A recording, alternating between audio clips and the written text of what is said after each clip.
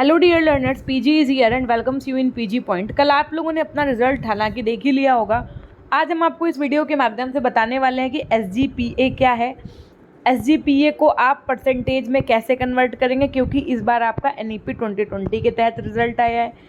क्या आप लोगों के रिजल्ट में सभी लोगों के में वो लाइन लिखी है या सिर्फ कुछ लोगों के में लिखी है? अगर कोई बच्चा फेल हुआ है तो कैसे पता चलेगा कि वो फेल हुआ है?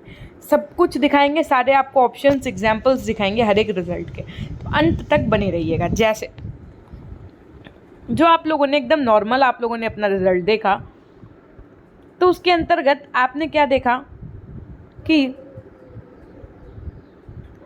आपका यहाँ पर दिख रहा है पास, यहाँ पर आपका एसजीपीए दिख रहा है 8 और यहाँ पर एक लाइन लिखी हुई है प्रमोट। देखो सुनो, promoted denotes eligible for next semester admission with back papers. तो यहाँ पर इसका मतलब ये है कि आप लोग अब एलिजिबल हैं किसके लिए? अपना आगे सेमेस्टर में एग्ज़ाम फॉर्म फिल करके पेपर देने के लिए, और कुछ भी नहीं है।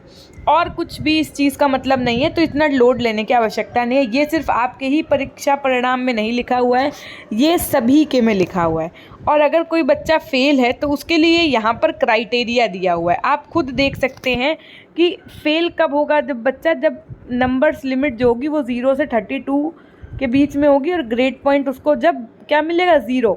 अगर किसी को 0 ग्रेड पॉइंट मिल रहा है तो ही वो बच्चा फेल माना जाएगा। एब्सेंट वालों में ए बी लिखा होगा। अब कह दो मैम 0 से 32, तो सबका क्राइटेरिया अलग अलग होता है ना। तो आप लोग बीएड के हैं तो आप लोगों का क्राइटेरिया अलग है। अब जैसे हम आपको एक चीज़ दिखाते हैं, ये आप एक रिज़ल्ट देख पा रहे हैं, यहाँ पर लिखा हुआ है ए बी। कौन से पेपर में? इंक्लूसिव एजुकेशन में। अब इंक्लूसिव एजुकेशन में अगर ए बी लिखा है तो आप यहाँ पर देखिए पॉइंट्स जो अर्न क्रेडिट्स हुए हैं ये सब इनको 0 मिले। अब इस 0 के बेसिस पे यहाँ पर इनका जो रिज़ल्ट है वो वहाँ पर कैरी ओवर लिख करके आ रहा है। क्या लिख करके आ रहा है? Carry over. और इनका जो एसजीपीए वो भी नहीं मिला है इनको कि कितना एसजीपीए आया है। और यहाँ पर लिखा है promoted denotes eligible for next semester admission with back papers. इसका मतलब यहाँ पर ये है कि ये अगले सेमेस्टर का पेपर दे पाएंगे, यानी कि ये जो इनका अब जो पेपर होना है सेकेंड सेमेस्टर का वो ये दे पाएंगे। लेकिन जब बैक फार्म आएगा तब ये अपना इंक्लूसिव एजुकेशन का पेपर भी भर के देंगे। और ये बैक कब आएगा? तो जब अब जो बच्चे इस बार एडमिशन लेंगे, जब उनका फर्स्ट सेमेस्टर का एग्ज़ाम होगा तब आप लोगों का ये वाला बैक पेपर होगा, साथ में फॉर्म भरे जाएंगे। ठीक, आ गई बात समझ? इसी तरीके से अब अगर इनका कहना था कि मैम हम एब्सेंट नहीं है फिर भी मेरे में ए बी लिख करके आ रहा है तो हम क्या करें? तो देखिए, आप लोगों को जब पेपर होते हैं तो एक अटेंडेंस शीट दी जाती है जहाँ पर आपसे तारीख लिखवाई जाती है, आपका नाम, पेपर सेट और सब कुछ लिखवाया जाता है। वो इसीलिए होती है कि आपकी आगे चल के अगर ऐसी प्रॉब्लम आए तो आप लोगों की अटेंडेंस शीट निकलवा के ये दिखवाया जा सकता है कि आप लोगों के एब्सेंट है कि प्रेजेंट है ना। तो आप उस बेसिस पे अपना कंप्लेंट दर्ज करा सकते हैं कॉलेज के माध्यम से, आप कॉलेज में पता कर सकते हैं। फिर आपके सामने एक और रिज़ल्ट हम दिखाते हैं जो एक्चुअली में फेल्ड एक स्टूडेंट का है। देखिए यहाँ पर लिख करके आ रहा है, wait I will show you.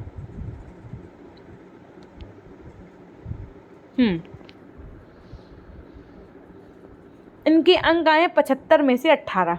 कितने आए? 75 में से 18। इनको जो क्रेडिट्स मिले हैं वो 0, ग्रेड जो इनको अवार्ड हुआ है वो F का, यानी कि फेल का। ठीक, तो उस बेसिस पे क्या है, बाकी सब्जेक्ट्स में तो ये पास है ना, लेकिन एक सब्जेक्ट में फेल है। तो यहाँ पर क्या लिख कर क्या है? इनका भी कैरी ओवर, इनका भी एसजीपीए नहीं बना। क्यों नहीं बना? क्योंकि ये एक सब्जेक्ट में फेल है ना। और इनके में भी यही लिखा है कि नेक्स्ट सेमेस्टर के लिए तो ये मतलब डिनोटेड है कि ये अपना अगले सेमेस्टर का एडमिशन फॉर्म भर के अपना पेपर दे सकती हैं ये सेकंड सेमेस्टर का। लेकिन जब बैक पेपर आएगा तो इनको इस विषय का बैक पेपर देना पड़ेगा। किस विषय का? पेपर नंबर 1 जो इनका है फिलोसफिकल पर्सपेक्टिव का, इसका बैक पेपर इनको देना पड़ेगा। ठीक, तो जो बच्चा फेल होता है, यहाँ पर आपको साफ साफ मेंशन किया गया है, उसका जो ग्रेड पॉइंट होता है वो हमेशा क्या होता है? 0 होता है।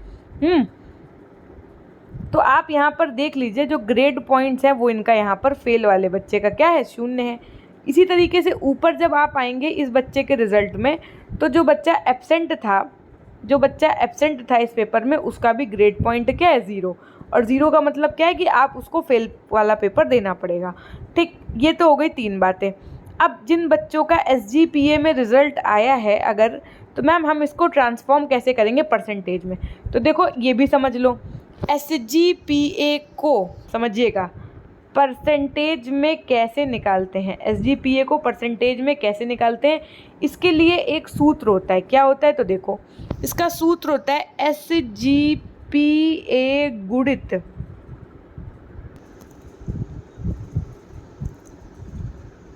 तो SGPA गुणित 10 माइनस का 7.5, ये सूत्र आप लिख लीजिए। इसी के माध्यम से आप अपना क्या निकाल सकते हैं, परसेंटेज निकाल सकते हैं।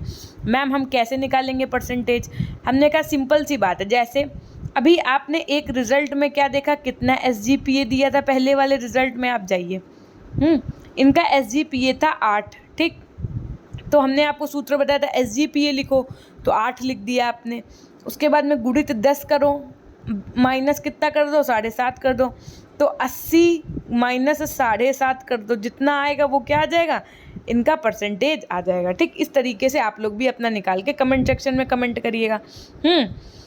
उसके अलावा अगर रिज़ल्ट से संबंधित आपको कोई डाउट है तो आप हमसे कमेंट सेक्शन में ज़रूर पूछिएगा, ठीक। या आप हमारी मेल ID pgpoint100@gmail.com पे पूछ सकते हैं, या हमारी इंस्टाग्राम ID pgpointofficial पे भी पूछ सकते हैं। इसके अलावा आपको क्या करना है, PG Point ऐप इंस्टॉल कर लेना है। PG Point ऐप इंस्टॉल करने के बाद में आपको कहाँ जाना है, कोर्सेस पे जाना है। जैसे ही आप कोर्सेस पे जाएंगे तो आपको सामने ही तुरंत दिखने लगेगा पर्यावरणीय वाले बच्चों के लिए ये एक कोर्स दिख रहा है, जिसमें आपको 1300 से ज़्यादा MCQs हमने दे रखा है। इसी तरीके से शिक्षा के तकनीकी परिप्रेक्ष्य में भी हमने MCQs कुछ एक्सटर्नल ऐड करवा दिए हैं, ठीक। तो आप ये दोनों कोर्स ज़रूर से ले लीजिए, अपनी पढ़ाई को सुचारू रूप से जारी रखिए। देखिए अब हम ज़्यादा आपसे यहाँ पे प्रमोशन की बातें नहीं करेंगे, लेकिन हम आपको सिर्फ और सिर्फ ये ज़रूर मतलब एक राय देना चाहेंगे, क्योंकि पिछली बार जो बच्चे पेडागोजी के थे उनका पेपर ख़राब हो गया था, है ना। अब देखो आप लोगों को भी पता है कि इस बार जो परसेंटेज आपका फर्स्ट सेमेस्टर में बना है वो एवरेज बना है ना, 70 से 80 के बीच में आया है सभी का लगभग, है ना। कितना आया है, 70 से 80 का बीच में आया है। बहुत ही अच्छे रेयर बच्चे होंगे जिनका 80+ गया है या 90 गया है, ठीक। तो अब ये मौका आपके, चूँकि ये वाले जो आप एग्ज़ाम्स होंगे वो आपके MCQs मोड में होंगे, ठीक। अगर MCQs मोड में होंगे तो आप इसमें अपने परसेंटेज अच्छे बना सकते हैं। अच्छे परसेंटेज बनाने के लिए आपको क्या करनी होंगी, सबसे पहले तो जो EVS और टेक्नोलॉजी की क्लासेस दी हैं वो करो। लेकिन बेटा याद रखो, पिछली बार पेडागोजी का पेपर चाहे कोई कितनी भी हवाइयाँ मार ले, मैं रियलिटी के बेसिस पे आपको बता रही हूँ, अपने एक्सपीरियंस और एनालिसिस की बेसिस पे आपको बता रही हूँ कि अच्छा पेपर सिर्फ और सिर्फ पेडागोजी का उन्हीं बच्चों का गया था जिन्होंने बहुत अच्छे से अपनी बुक्स को, थ्योरी पोर्शन को कवर किया था। मैंने पेडागोजी की क्लासेस आपको यहाँ पर नहीं दे रखी हैं यूट्यूब पे, क्यों? क्योंकि एक टीचर क्या क्या पढ़ाए, है ना। अगर मैं पेडागोजी सब्जेक्ट्स को उठाऊं तो कम से कम 10 पेडागोजी सब्जेक्ट्स होंगे, फिर हम केवल पेडागोजी पढ़ाते रह जाएंगे और कुछ नहीं पढ़ा पाएंगे।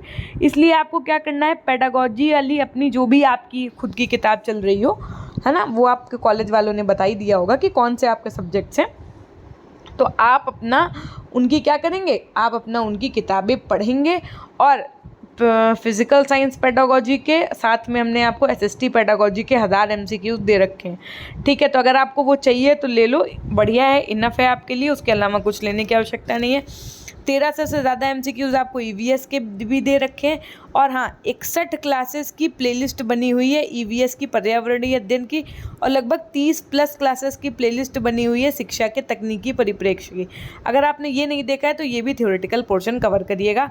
चैनल पर अगर आप आज हमारे नए हैं तो सब्सक्राइब करके बेल आइकन ज़रूर प्रेस करिएगा, क्योंकि एग्ज़ाम टाइम पे हम आपको कुछ इंपॉर्टेंट चीज़ें MCQs की प्रैक्टिस करवाएंगे जब आपका एग्ज़ाम आ जाएगा। तब तक के लिए जो क्लासेस प्रेजेंट हैं आप उनको अपना देखते रहिए। तो और 4th सेमेस्टर वालों की हम करवा रहे हैं, तो इस वजह से उनकी ज़्यादा इंपॉर्टेंट है।